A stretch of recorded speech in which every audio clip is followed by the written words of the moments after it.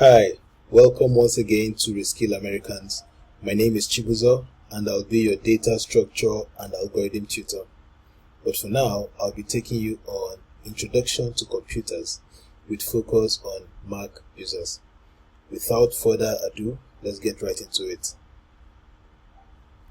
In the course of this training, you get to know what Mac is and what MacBook is, as well as what MacOS is. We will also touch on the evolution of Mac computers and common MacBook terms and terminologies, as well as common Mac trackpad gestures. We'll also look at navigating a MacBook, and further studies can be done with the additional resources that we're going to provide. Now, what is Mac or MacBook? Mac is the short form of Macintosh, which is the family name for the desktops and laptop computers that Apple produces. This name was coined in the year 1984. The MacBook is Apple's third laptop computer, which was introduced in the year 2006. Prior to that, other laptops were produced, such as the PowerBook and the iBook. Now, what is macOS? This is basically the operating system which is usually installed on Apple computers or laptops. So whenever you buy a new laptop, a new Apple laptop, the operating system installed in it is the Mac OS. Just like you have Windows OS installed on regular PCs, such as your HP, your Lenovo, and the likes. Users are usually drawn to Mac computers, usually because of the elegant look and the aesthetics that comes with Mac OS. And I believe you will agree with me that yes, it's really appealing.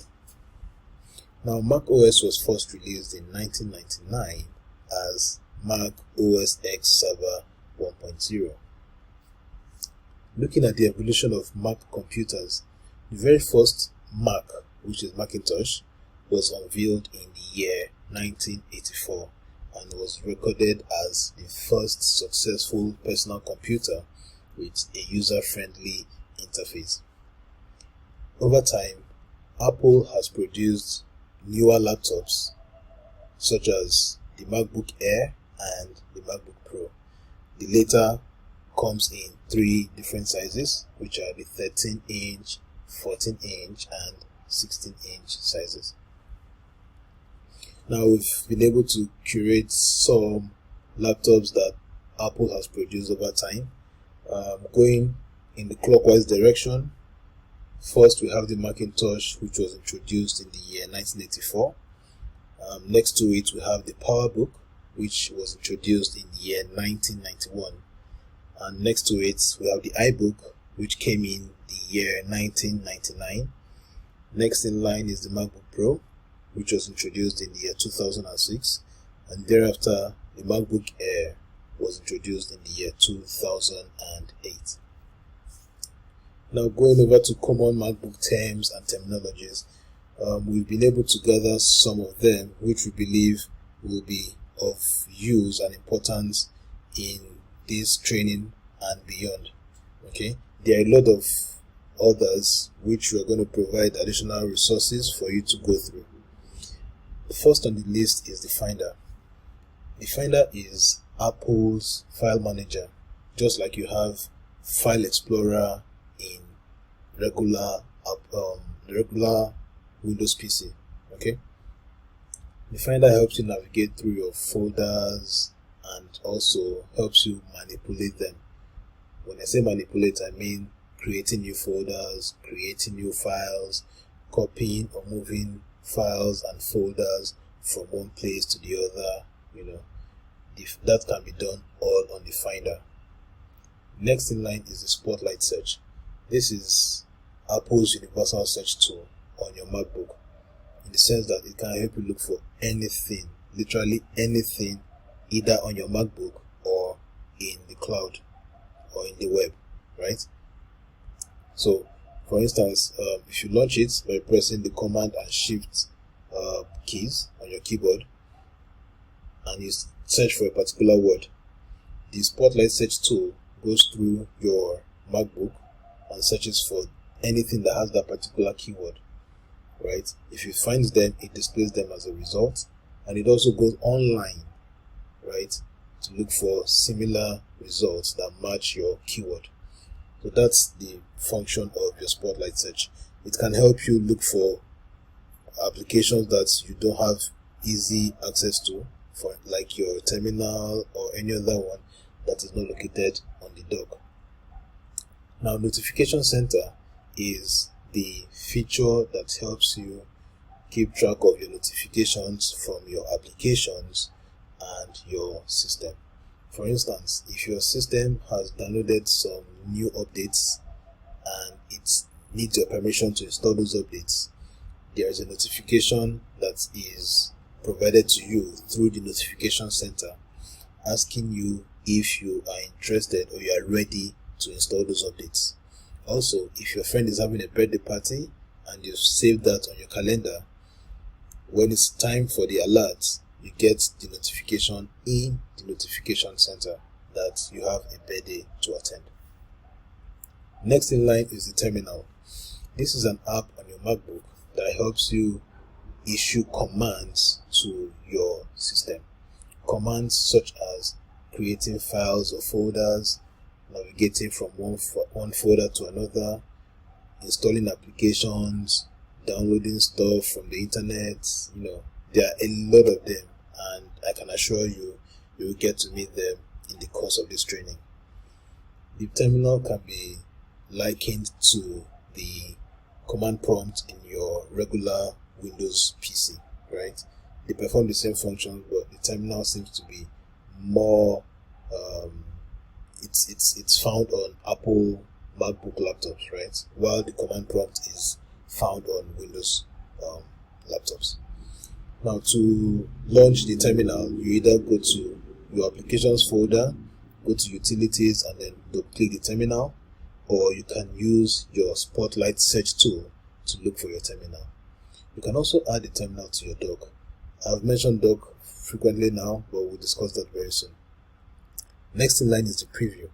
The preview is a utility tool that helps you view images and PDF files, and it's a very useful tool because it accepts a large number of file formats, right? Which is why Apple has chosen to use it as their default utility tool for viewing images. Now back to dock. Dock is the horizontal bar of icons that you see on your desktop screen, right? It houses application icons that can easily be accessed just by a single click. And the good thing about the dock is that it's highly customizable in the sense that you can choose to add your most frequently visited applications to it, so that whenever you want to visit it, you don't have to go and start searching for it or carrying out more clicks than expected. All you need to do is go to the dock and click it just by a single click, and then it launches the application. Okay, now to show you what the dock looks like, can I quickly view that? So okay, all right, so we will not be able to view that because of the state we are in right now, the recording state. Okay, but I mean, with the resources we provide, you'll be able to see what a dock is. Looking at the trackpad gestures on your Mac, we've been able to curate few of them, which we believe can help you become more efficient as you work on your MacBook, especially as front-end developers or full-stack developers or even designers, right? The first on the list is the click action. The click action is carried out by tapping the trackpad with your finger just once. So when you tap it once, it either highlights whatever you have chosen to select, okay? And if you double tap, it opens the item that you selected. So if it's a Microsoft Word file, it opens it.